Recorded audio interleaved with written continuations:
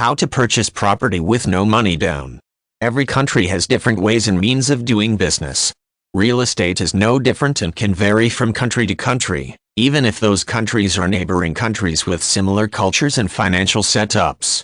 Spain is no different, and in a city like Barcelona there are many ways to go about finding a property. As a seller you can promote your own property, and this is almost always the cheapest way to look for a good deal, especially in the current situation. However, there can often be many surprises which are not always so transparent between a new buyer and the seller who is accustomed to the way things work in their home city. For example, it's very easy to mask a few little details and go ahead with a sale, especially with foreign investors who aren't fully savvy to the ways of a city and its structure.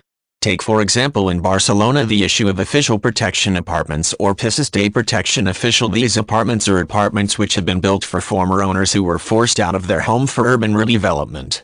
This happens a lot in the old town, where old factories or dilapidated buildings have been strewn down in space of newer, more modern buildings. However, this process has been going on for decades, so it's possible to find apartments which are second-hand and at least 10 years old but still bear the official protection seal. Finding such a property can be easy, as this is not disclosed with a huge sign on the building or plaques on each door. So what to do if you suspect that the apartment could be one of these?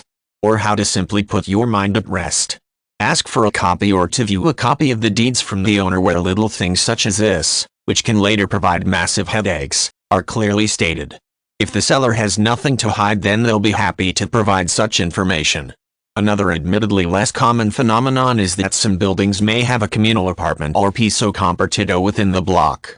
This is an apartment which may be rented and the income divided between the remaining owners within a block, each owner having partial share of the apartment which belongs jointly to all the neighbors.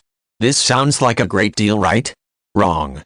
On the rare occasions that the apartment is rented for lengthy periods with no problems, perhaps this could be considered as a benefit and maybe pay for the communal costs a building may have.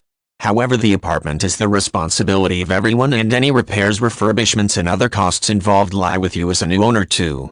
And remember, your share of the apartment is sold on to the next owner, so you don't reap any benefits or make any profit there either. Another problem in Barcelona, especially in the old town regions such as Ravalgatico and Barceloneta, are the installations. Many buildings have redundant electrical fittings and cables which do not comply with current laws and regulations.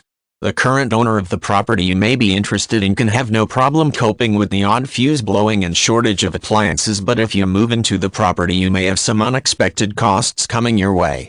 In order to change the name of the bills of all of your utilities, a qualified inspector needs to come and review the property and give you a new certificate known as a bulletin official. If this inspector finds anything out of date or simply not conforming to current legislation, you are required by law to fix all of these things before service can commence, often meaning a complete overhaul of electrical installations, which involves ripping cables out of walls and ceilings, as well as the added cost of the new cables, sockets, light fittings and switches, etc. The age of a building also plays a big part in other possible surprises your friendly owner might neglect to tell you. If the building has no elevator, perhaps there has been an agreement between neighbors to install one soon, meaning you'll be forced to share the bill of this installation and maintenance, even if you're moving into a ground floor apartment.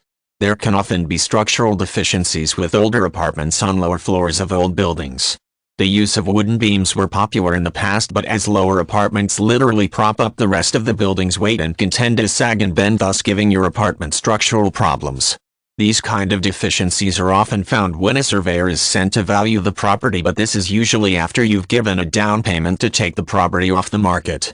Certain buildings constructed in the 1950s and 1960s used as asbestos, which is a highly dangerous material now banned for years in the construction sector. The list can go on, and while it's possible to try and investigate all things as a foreigner, you may not have time. One way to ease the pressure of this worry is to contact a reputable local estate agency.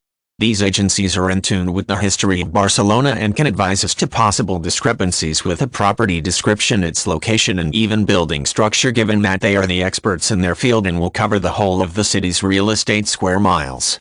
The costs involved can save you considerable amounts of time and, more importantly, money, as they also know the market prices and can evaluate a price and suggest your bid to make an offer.